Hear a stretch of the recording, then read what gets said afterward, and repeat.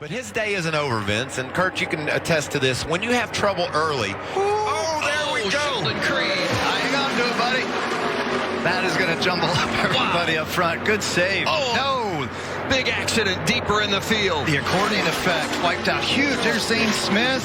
Oh, Joe man. Nemechek. Playoff drivers involved in that one. Dawson Graham in that 41.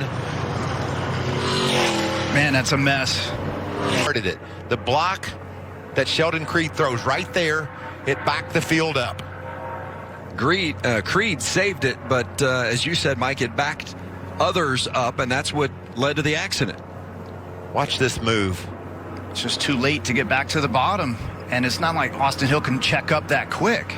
And then the accordion effect happens, and it's about the 5th or 6th truck back on the inside lane where it bottles up. And those guys are all along for the ride. Nothing that Zane Smith can do. The 17 truck was trying to go around the outside. It's just, when you're now blocking, the wrecks are starting up further and further and further to the front. And the Cup Series, Xfinity Series, and the trucks. And then it's those guys towards the back that end up with the big change of speed. Unfortunate for that 24, Chase Purdy. Look at that job that the 15 of Tanner Gray does. Yeah, Gray got through there. That was awesome. He just picked his way right through that. Fret in the voice of Crafton. Oh, this ain't going to end up good. Oh, big hit. Gus Dean driving for and the Hill brothers this weekend. Been running up toward the top 10, Vince, and just truck's got a little bit out of shape. And Gus, he was just simply a victim of circumstance. Man, those are tough hits. Run around on the bottom, and it looked like he just overreacted, and then the 15, Gray wanted to get back to the bottom. That was two guys trying to like walk down the hallway at each other, and they both chose the same position at the same time. Gus Dean was running 10th at the time, and here's that contact with Tanner Gray. Man, Tanner Gray just cut him off. I mean, there's no two ways around that. Yeah, I mean, I think Gray was stressing because he got shoved into the middle right here, and he's trying to get back low, but he was down there. Cut him off twice. And the second one was just, Dean couldn't withstand that one. Oh, the 10's getting spun into the outside wall. And then he gets tagged as well. Right as they're coming up to speed, the caution comes out. Ross Chastain got spun coming up through the gears. All right, guys, a lot of damage here. Ross, let us know when you can. Saw they all got stacked up trying to get restarted. A little bit late here, but it looks like obviously probably some contact from behind, but we don't know how it started. There was a big checkup and an accordion. Looks like there was a big accordion affecting that outside line either before. Here we go. So watch the 20 car. The 10 rolls up on the 8, has to lift. Yeah, the 20 gets into the 10. The 39 gets into the 20. Oh gosh. Lap 108, you're clear. 108 at the line here. Oh, we got a crash. 48 goes around. The big one happening. The one's upside down. Slow, big wreck behind you. Kurt Busch climbed all over the top of the 41 of Custer. The 2 is around. Playoff contenders involved. Kurt Busch won a week ago.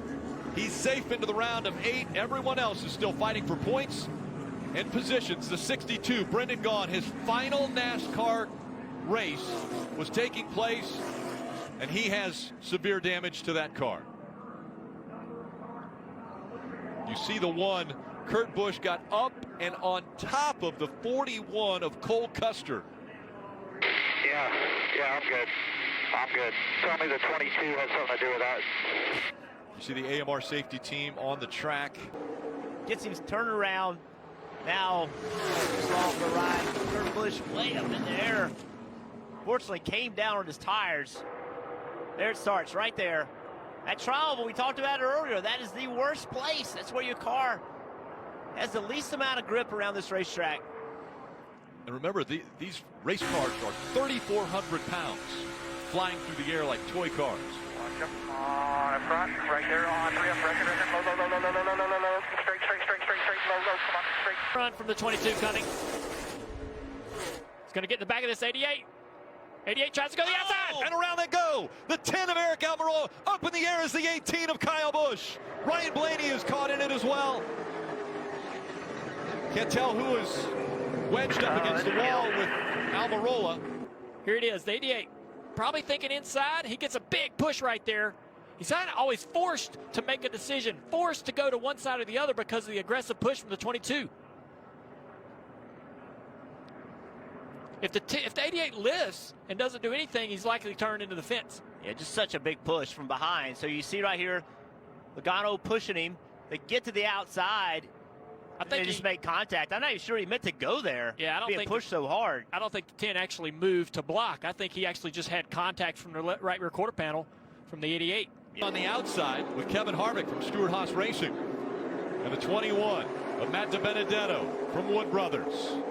Through the tri-oval. Green flag back in the air. All right. Overtime presented by Credit One Bank. We got a tandem on both lanes right now.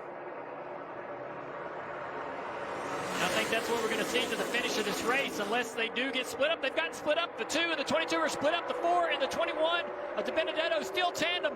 So that's what happens. That 21 pulled the 2 off of the 22. Now what's the 21 going to do? He's got to make a quick move here. I think he's going to tandem with the 22 now. Now they're broken up. What about the Chevrolets? The Hendrick Chevrolets on the outside here. Here comes Chase Elliott in the 9. A lot of speed, a big run. He had a huge push from the 24. Dives low, tries to get by. He's able to make the move, but he did get his 2 left side tires on the inside of the double yellow line. You can't pass below the double yellow line. Oh, and they're left behind. Wow. Caution comes out before they get to the finish line. Look who's in it. Once again, Kyle Busch in the 18. The 4. Let's take a look and see how this happens. Oh, the 18 gets turned sideways by a push from the 8 car. Tyler Reddick.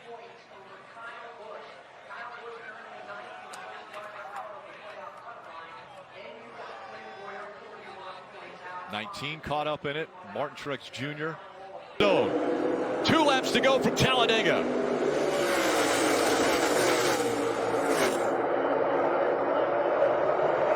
Dead even down here to turn 1. DiBenedetto gets out ahead here, but both lines are organized. Busher pushing.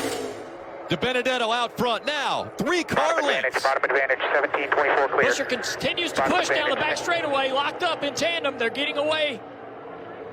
Can they stay in tandem? They almost have to now. They've gotten so far out in front, if they don't stay hooked up, the other guys will run them down. William Byron trying to find some help. Is there enough fuel in either one of these 2 cars out front? Look at Byron being able to pull up to the 17, going to get on the quarter panel. That's going to pull the 17 off the 21. It separates them. White flag. One more time around at Talladega. Eric Jones to the inside here. Jones is now going to push the 21. Now it's a matter of how long.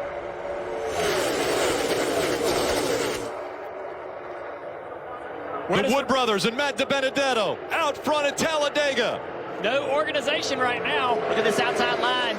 Oh, we got a car in the wall, the back straightaway. Cody Ware.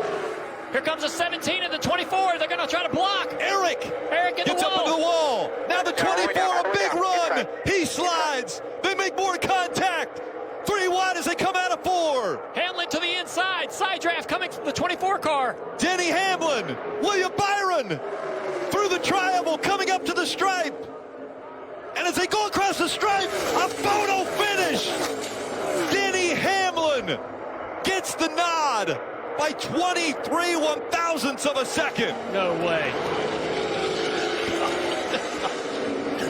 And Matt DiBenedetto has no clue until he gets the information from his team. Advancing his position, I think, will be the key moment that NASCAR is looking at. Take another look. We normally think about this yellow line being on the straight, but this is in the corner. He is on the apron of the racetrack.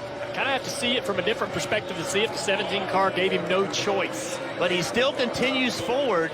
Even though if the 17 gave him no choice, he still continues forward and passes these 2 cars. I know, but the precedent's been set today that they have been black flagging the car that's forcing, and nothing.